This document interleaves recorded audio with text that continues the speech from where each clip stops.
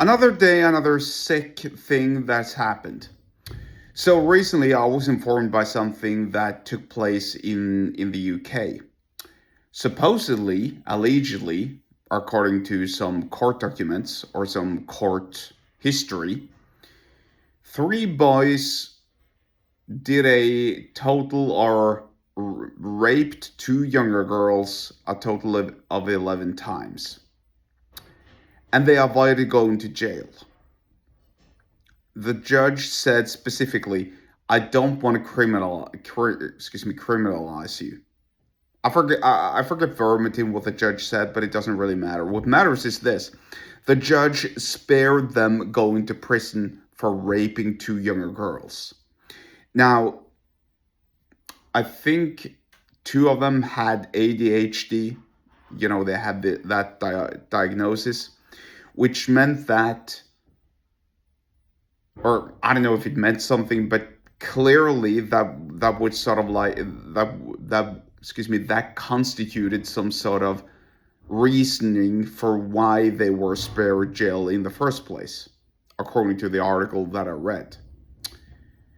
And the major point beside their diagnosis is, of course, that what kind of society are we living in when younger kids avoid going to jail because, because probably because, I'm rambling a lot today. What kind of society are we living in when younger kids avoid going to jail because they have ADHD? It's pretty crazy. It's insane. And I'll tell you something else. The judge then said to the victims something along the lines of, "I think you'll look back at today's date and later on in life you will feel proud for having showed up to court." Some nonsense. In other words, these kids, these young boys, rape and molest two younger girls, and they avoid going to prison. Now, it is unclear whether they avoided punishment or penalty altogether. I don't know. I'm assuming, really, for the benefit of the doubt, that they would have served. They would have to serve some sort of punishment.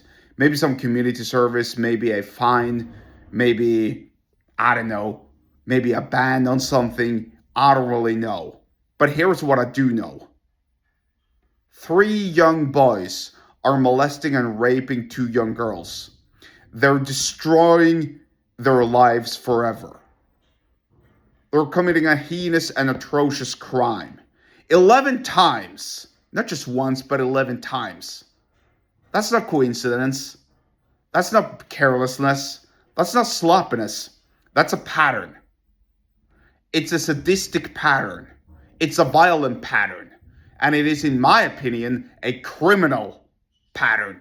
Now, as much as I am getting worked up and emotional about this, because it really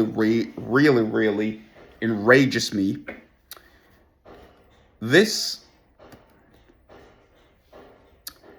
pretty insane story is actually a very good lesson when it comes to sales and persuasion. Because the judge was so moved by the boys' behavior in the courtroom that he chose to reward them with no jail, with no punishment, or with no prison, rather. Which, if you think about it, it's an excellent lesson in sales. The sale is, I'm a boy, I've committed a heinous crime. How can I behave in court to prevent going to jail? Well, just by obviously showing great behavior and putting on an act. Those are my words, by the way. Putting on an act, because I do believe that they really did put on an act to avoid going to jail. And it just shows the obvious. Persuasion can be used for good and for bad. It's a double-edged sword. You can choose to persuade people to do bad things, and you can also choose to persuade people to avoid giving you the punishment that you are deserving of. You can also persuade people to do what's good and to help them find solutions to their problems for a profit, which is what I teach in my email list. If you want to learn more about that, get subscribed to my email list.